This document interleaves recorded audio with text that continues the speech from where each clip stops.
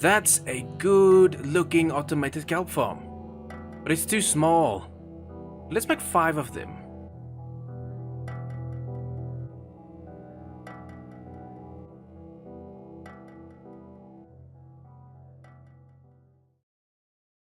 This is KB and welcome back to Minecraft 1.13, where today I want to build a big kelp farm that can create dried kelp for fuel that we can insert into the Cactus XP farm. And that I'm gonna do at the back here. So we have the kelp farm system that will lead into a furnace system to make the dried kelp that needs to export to somewhere over here so I can make dry kelp blocks. Then I need another system to input it equally into this furnace system, which comes from the Cactus XP farm. And I've been using this a little bit and it's good. It's actually great for XP. It's way better than my skeleton farm. And speaking of skeleton farm, I've been thinking about it.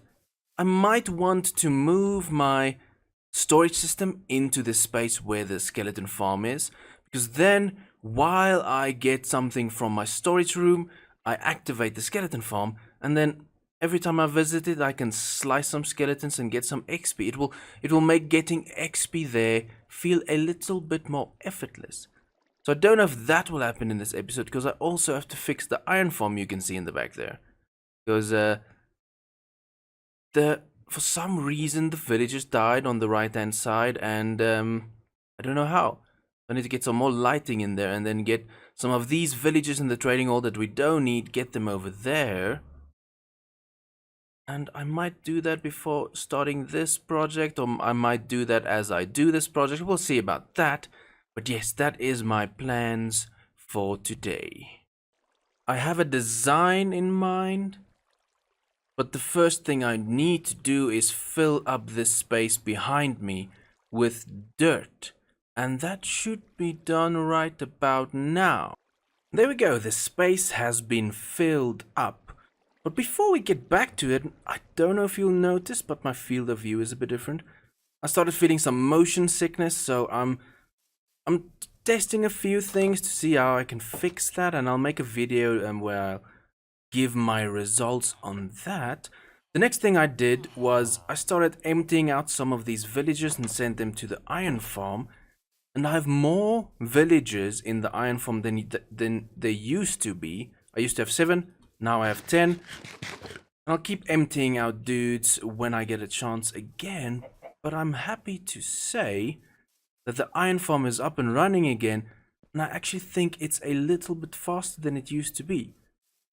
I don't know the exact numbers, but I know that you get 1 golem per specific amount of villagers you have. And then if you go over a specific number, you'll have 2 spawning. It's finally time to get to building this big kelp farm. And I just laid out the bottom part and marked off the middle, because now it's easy for me to design the rest of it. So over there, we will start the first chamber. Then it's 1, 2, 3, 4, 5, 6, 7, 8, 9 blocks over there. This is just where redstone will be on this side. And I'll repeat that on this side. 1, 2, 3, 4, 5, 6, 7, 8, 9. So now it's 7 and 7 kelp slots we will have. And then we're going to fill this up with glass. So as you can see, I'm using polished andesite as the framing on the sides. We have white stained glass because it looks better than the rest. And I have the spruce planks just for some detail work. We'll probably take this out. And then I've got a centerpiece, which I'm very happy with the centerpiece. But you'll see that down the line. Yes, the glass goes in here. And then I just need to build it up. Let's do this one side. 3, 4, 5, 6, 7, 8, 9. That should be 10 blocks. This was dumb. Now I need to fall down. But this inner part is 10 blocks. And then the outer part should be 12 blocks up.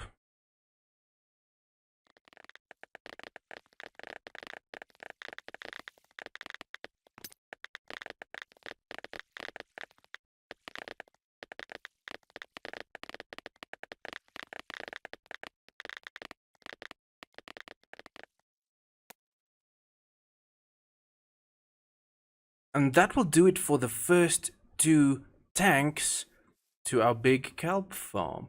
Now, just to remind you, it's 9 blocks across, it's 3 blocks that way. This one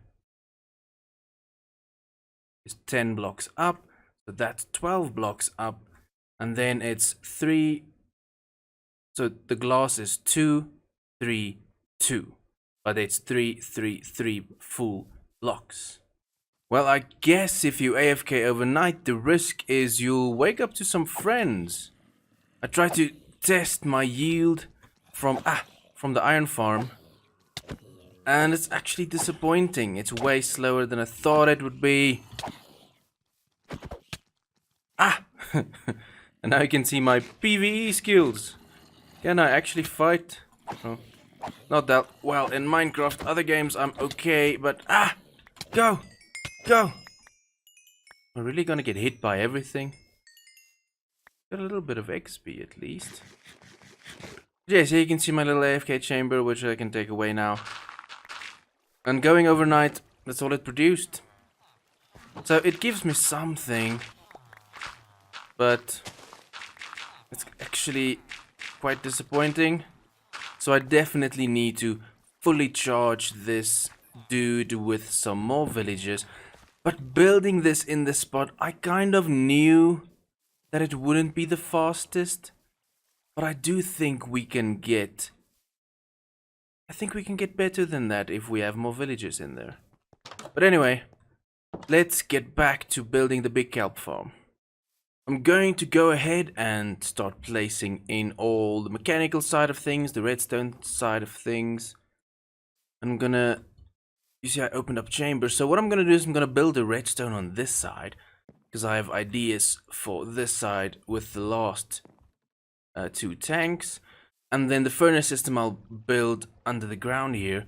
But first thing you have to do is, on the second level here, I'll do both at the same time, is we're gonna place in pistons. These pistons will be used to slice off the kelp. And you put it on the second block so you don't slice off the root of it, because otherwise you won't have any more of that. So let me go ahead and place in this side. Then after that I'll go up and I'll place in the observers. And then we can add the redstone. I try to make this as simple as possible, seeing as I don't have the best knowledge on redstone. Observers, yes, I need to be on the outside. So we need 1, 2, 3, 4, 5. 1, 2, 3, 4, 5, 6. So on that level is where we want to be. Actually, I'll do this so I have a space to walk on. I'm not going to skip too much of this build so that you can actually see how it's done and how it fails. The gap. In case I fall off, let's do this. Okay, let's try this again. So we need observers on these blocks, but I need them to aim forward.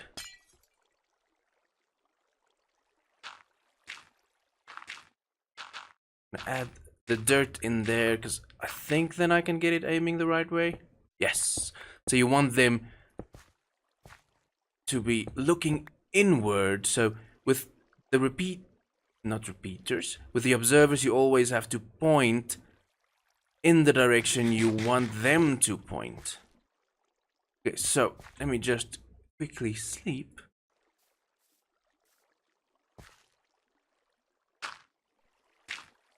So now we're just going to repeat everything on this side. This is my ugly scaffolding. Oh, I can't wait for 1.14 scaffolding. That's gonna be good stuff. That's gonna help a lot with these type of builds. Okay, let's get this in there. And this side's observers. Now I'm gonna go ahead and take away that row, because we have to add in the redstone. And I'm gonna use the same. I'm gonna use the polished andesite block. You will add a redstone line onto the observers. And then you just start. I need to do it on the outside. I'm on the wrong side there. Start blocking down. That will be a redstone. I'm gonna just drop off. That's redstone. That's redstone. There, and then we come in. So just my last block I place in there. Then we can take away all of the dirt, because now we have a way to get up there. But yes, that come on, don't take away all things in the ground. Let's get back up here. So you have your observers just with a redstone line coming down. And then over here, I'll just add a repeater just to make the signal stronger again. Then we need repeaters into all of the pistons to get them to fire. And then you just redstone line that up. And that is the full system. So you have kelp growing in the water. You have observers at the top that is connected to a redstone line with a repeater over here going into redstone, into repeaters, into the pistons. And then as soon as the kelp grows and gets detected at the top, it fires off the pistons like that. Actually, good demonstration. And then it slices off the kelp, and then you have a kelp farm. Now it will lead up to the top. When we have water, the water will float to the middle, drop down, then we can collect it. So with all of the redstone in place now, it's to add in the extraction side of things. So if I can reach, I add a little lip, if you will, like that, because water will be flowing sideways down into this hole. So we can just repeat it on this side, just like that. Then it drops down, which means I can go across over here. And then we do like that, and it should collect in the middle. Now I just a little bit done with that, but just need to fill in the gaps. And to have the water on display, as you can see, I already have water. I'm gonna add glass over there. No, not over there.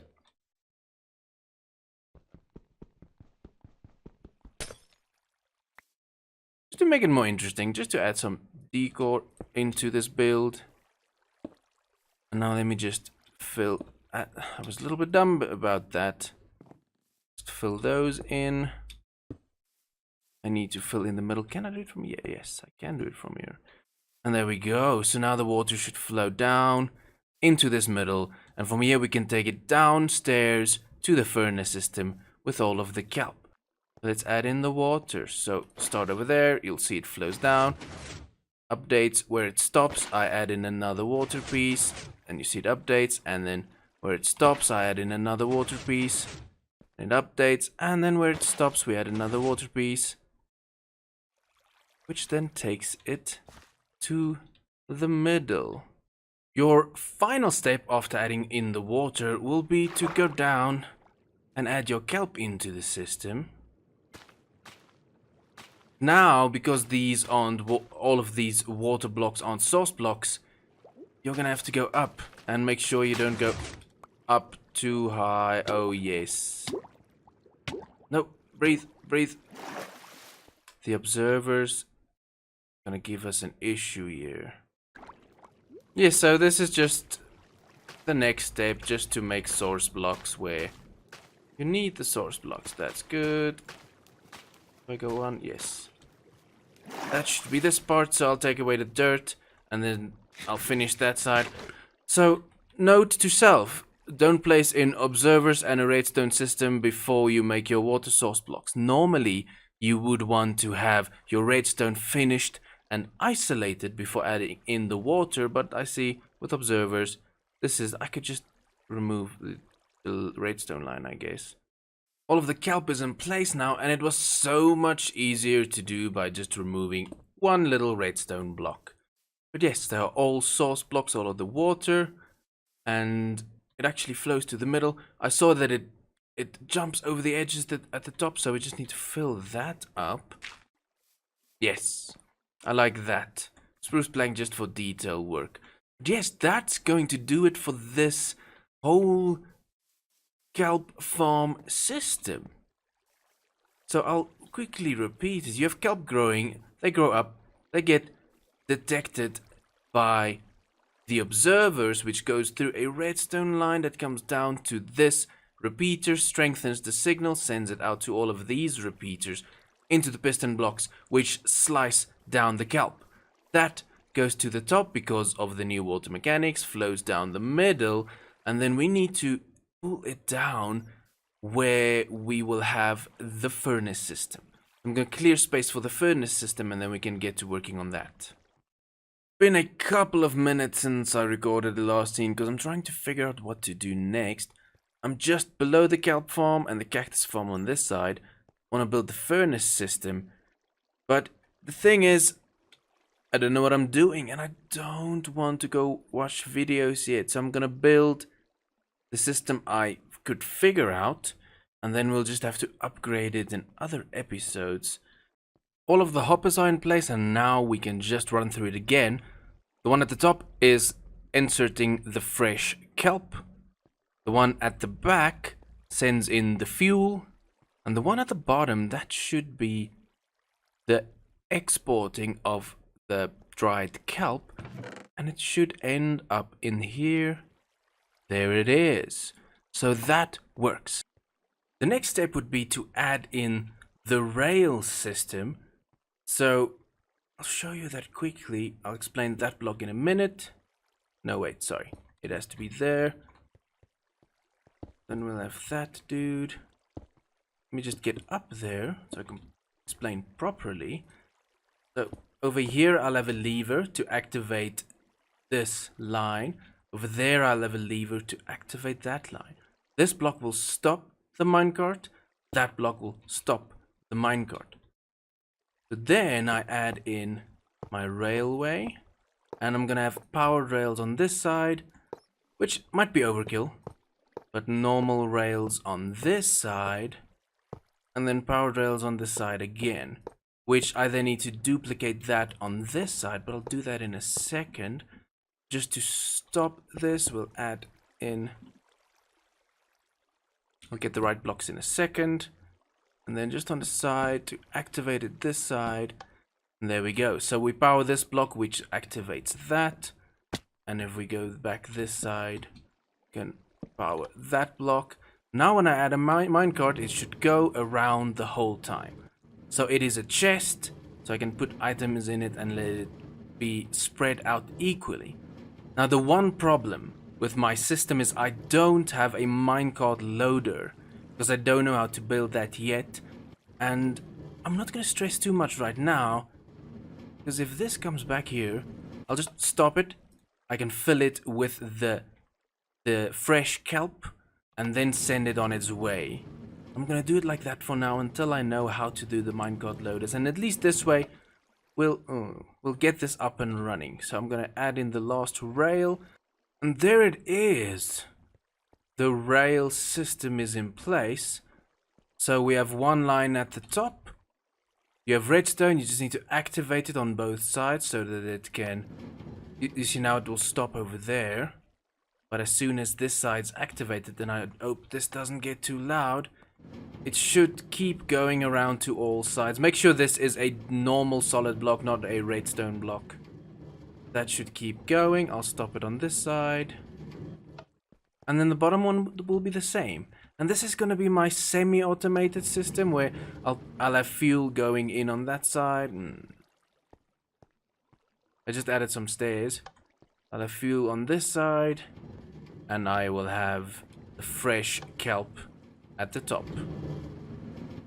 I added in what I think is the final piece to this system, and that's the extraction part of it. You can see the bubbles. I have a pipe, I'm gonna call it a pipe, that goes down because of a magma block. So slice, flow up, go down in the stream, get pulled down into a hopper system, which you can see over there. And if we use my fancy way in,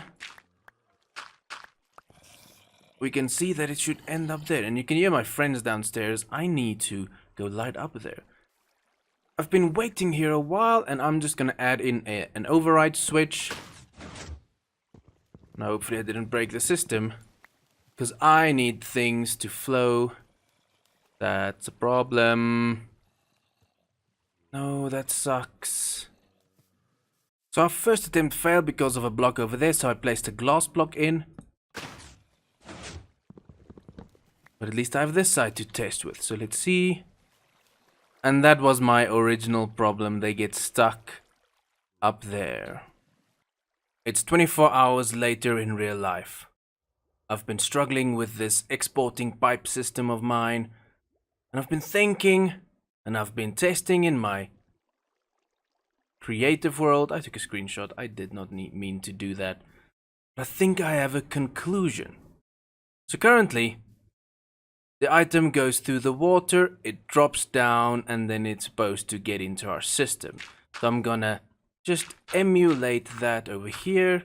So it drops down, and then it's supposed to go into our system, which is over there. So this is our current system, right? The block, to make sure I don't confuse you, this is where the block flows in the water, drops down, drops down. What my conclusion is, the more drops you have, the more spots you create for items to get stuck. So instead of having this one step and then drop into my system, I need to change it just to, it comes out of the system, which means it comes out of the system into my water stream, down into my collection system, into the furnace space. That should do it. I shouldn't fall into my system. But the items go in, they drop down. They go in, they drop down. And down there you can see I have straight down hopper system, no more water, no more magma block, and I'm stuck. We just need to get to that chest. We can go through here. See if it arrived. And there's my 2 dirt blocks and the things I just got out. That means we have our finalized extraction system from the kelp farm. So you can see some more progress going on here, but I keep running out of resources. And originally I wanted to finish all of these chambers in this episode, but I see that's not going to happen because this is going to take a while. I completely ran out of glass, and my iron supplies are weak. So, I'm going to have to end this episode here. At least you know the technical things, how to build these tanks, and you know how to make the export system into the furnace system, which I also showed how to build. And for the final product, you'll have to come back next episode to see that. But I'm glad I could show the system at least. So if you enjoyed this video, feel free to subscribe. And if you know of any ways that I can improve my system that won't change it too much, let me know down in the comments. But yes, thank you for watching, and I'll see you next time.